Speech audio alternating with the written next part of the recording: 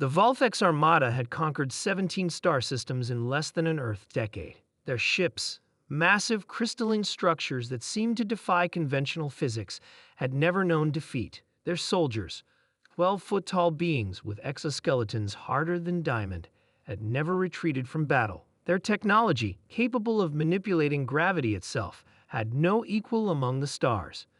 They were considered invincible until they faced humans. Commander Thomas wiped sweat from his brow as he studied the tactical display. The remaining Earth defense fleet, just 7 ships, hovered at the edge of the solar system.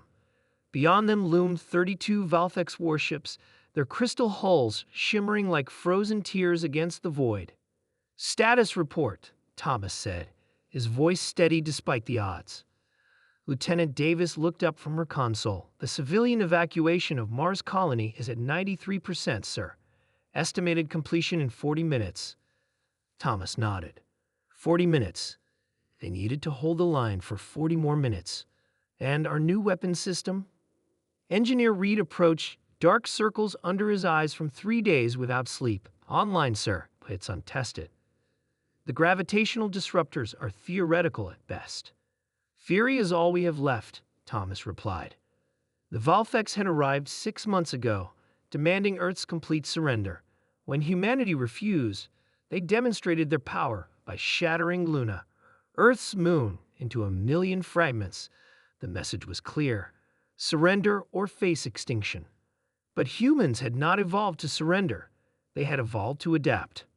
"The Volvex are moving," Davis announced. "Attack formation." Thomas took a deep breath. "All ships, execute Battle Plan Omega. Remember, we just need to delay them."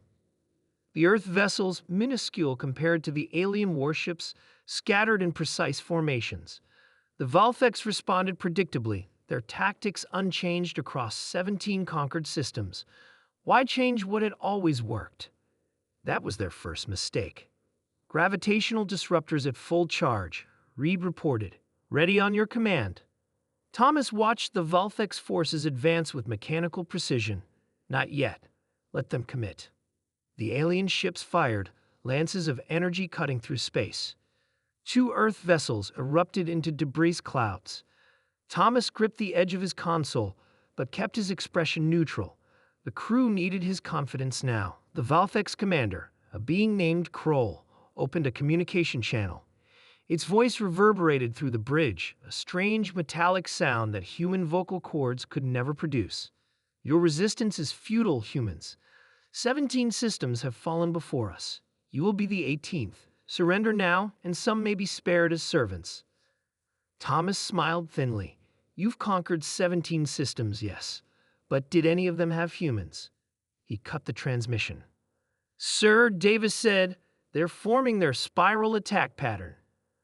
This was the Volvex's signature move, a spiral formation that allowed all ships to fire simultaneously, while creating a gravitational vortex that crushed enemy vessels.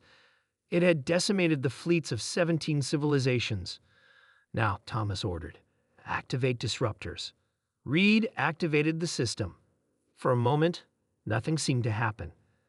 Then, the laws of physics rewrote themselves in a localized bubble of space. The disruptors didn't attack the Volvex ships directly.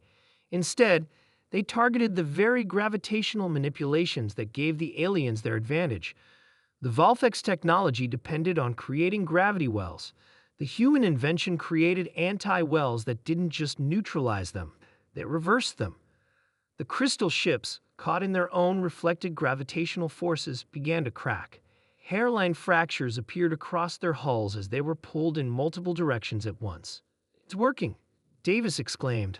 5 Volvex ships shattered completely. The others struggled to disengage from their formation, but their rigid tactical programming worked against them. They had never needed to retreat or adapt. That was their second mistake. Kroll opened the channel again. "What is this? How are you doing this?" For the first time in recorded history, there was fear in a Volvex voice. Thomas didn't answer. Instead, he ordered, "All ships, conventional weapons, focus fire on the flagship." The remaining Earth vessels unleashed everything they had: missiles, railguns, plasma cannons, at the Volvex command ship. Its crystalline structure, already weakened by the gravitational distortions, couldn't withstand the barrage. It split apart, fragments spinning away into the darkness. The alien fleet, suddenly without central command, fell into disarray. Some ships retreated. Others continued attacking, but with diminished coordination. A few simply drifted, as if awaiting instructions that would never come. "Mars evacuation complete, sir," Davis reported, a hint of disbelief in her voice. Thomas nodded. "Send the data from this engagement to all human colonies and outposts. The Volthex aren't invincible. They just never faced an enemy that thinks like we do." In the following weeks, humanity launched the counteroffensive. The Volthex, evolved for conquest but not adaptation, couldn't adjust to human unpredictability. Their rigid tactics were studied, countered, and exploited. Their technological advantages were reverse-engineered and improved upon. 3 months after that first victory, representatives from the 17 previously conquered systems met aboard Earth's orbital headquarters. Many had tears in their eyes as they thanked the human delegation. "How did you do it?" asked one, a being of pure energy contained in a humanoid form. The Volthex had never known defeat. Thomas, now Admiral Thomas, smiled. That was their fatal flaw. They evolved in a world without predators, without challenges. Their society valued perfection and uniformity. They became powerful but inflexible. He gestured to the diverse human delegation, different races, cultures, backgrounds. Humans evolved fighting everything, the elements, animals, disease, and each other. We've known countless defeats. We've faced extinction-level events multiple times. We survive because we adapt. We overcome. We learn. He looked out at the stars, thinking of the Volthex remnants now being hunted across the galaxy by joint human-alien forces. They were considered invincible, he said quietly, only because they had never faced humans.